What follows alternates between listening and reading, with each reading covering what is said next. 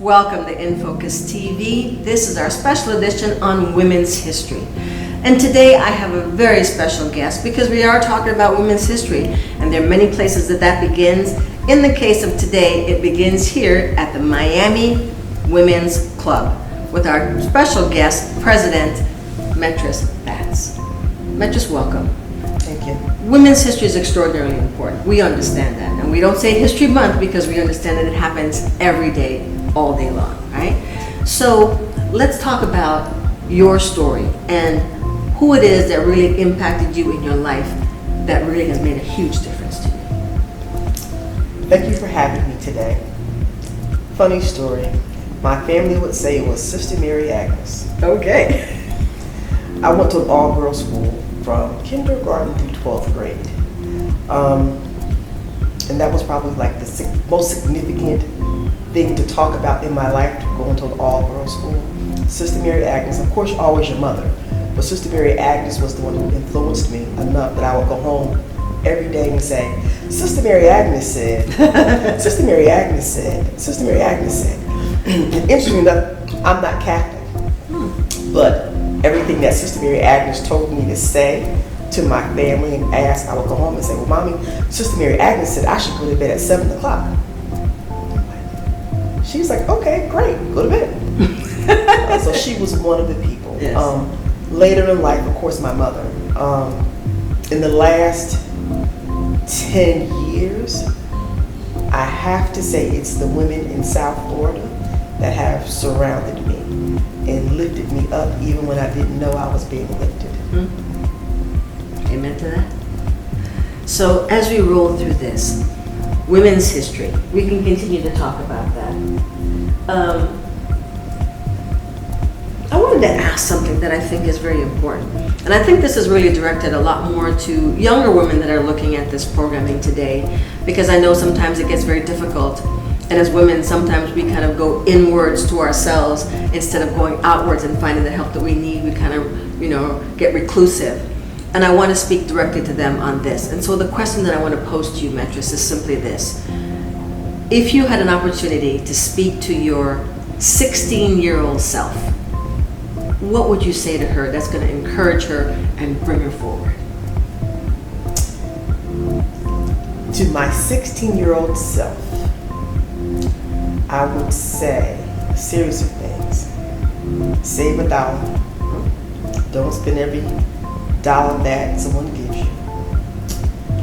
And look into the mirror every day and say, you are worthy. You are worthy. You are worthy. You are worthy. Reflective, maybe 30 years later, I often wonder what could I have done or said differently that would have given me a different outcome. Listening to my mother, believing that my mother was my best friend, and whatever issues I had or concerns I had, I should have been able to go to my mother. Because at the end of the day, whatever it was I got myself into, it was my mother and my father, but my mother who got me out of it. When you're 16, you don't see your mother as your friend because you hear your mother say, I'm your mother, not your friend. But in actuality, she is that friend. She is that friend. Absolutely. So on the world and in the world of women and women's history, we know that we're touching each other every single day in lots of ways.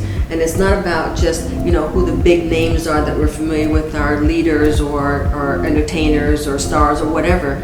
It's the general people, the common people that are in your lives every day that makes an impact on you. And they are, in fact, history makers. If it's not history to the whole entire world, it's historical in the context of yourself and how it actually impacts and changes who you are.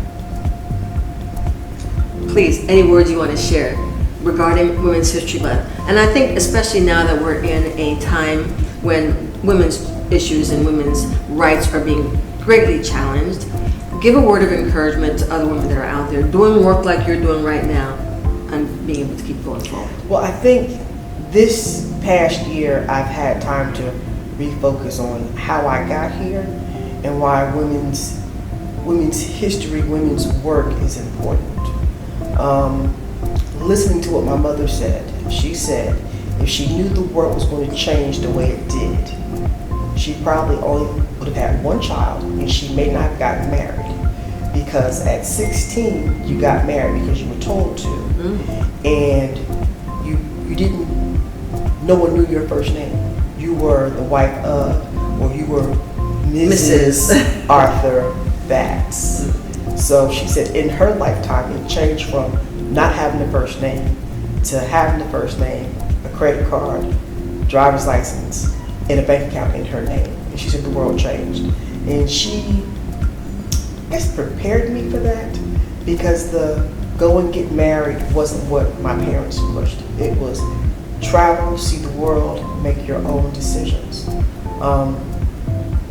And being here at the Miami Women's Club has given me an opportunity to reflect on the work of women and why we do what we do and the relationships that we have when it comes to women's work and being behind the scenes and making things happen for a community. In a world, in a time where women didn't have a clear identity other than being someone's wife or property, we still persevered. We still built relationships. We still did a lot of community work. And so I've had time here at the Miami Women's Club to look at the archives of the Miami Women's Club, which was founded in 1900. And after 124 years, I'm the first African American president. So going through the archives and looking at white women and how they lived and what they did and what they created, to say that through all of what they created, here I am. Absolutely. And that I was prepared for this. And I often tell people who don't know my story, I was groomed to be in this position. And some people laugh, but my family and my friends from the Villa Victoria Academy and my family just laughed, because I grew up in an environment very similar to the environment where I volunteer, around older women who don't look like me, who have shared experiences that have nothing to do with my ethnicity. And I think it's empowering to be here and to be elected in a position to represent an organization that, outwardly speaking, we have nothing in common, but behind closed doors, with the work that we do and what we show the world, we have a lot in common. We have everything in common. Yes. When it comes to women. And thank you for that. That was really powerful and very, very moving. And it speaks to the fact that women from all walks of life, no matter where you're coming from, we've had similar experiences and we'll continue to have similar experiences. It's the same chapters we go through in our lives. As you said, as a young woman and then as a teenager in your 20s, etc., your career, your life, your children, etc.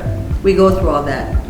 There are other programs where we've talked to women that talk about your health. Women go through the same health issues, no matter what your ethnicity is.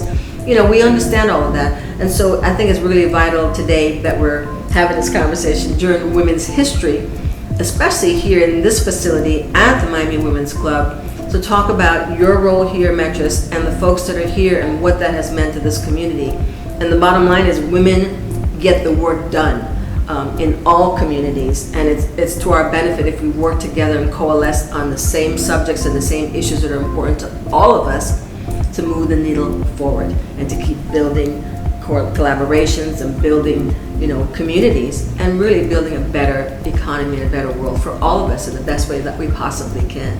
For all the women that are watching, we want to say Happy Women's History.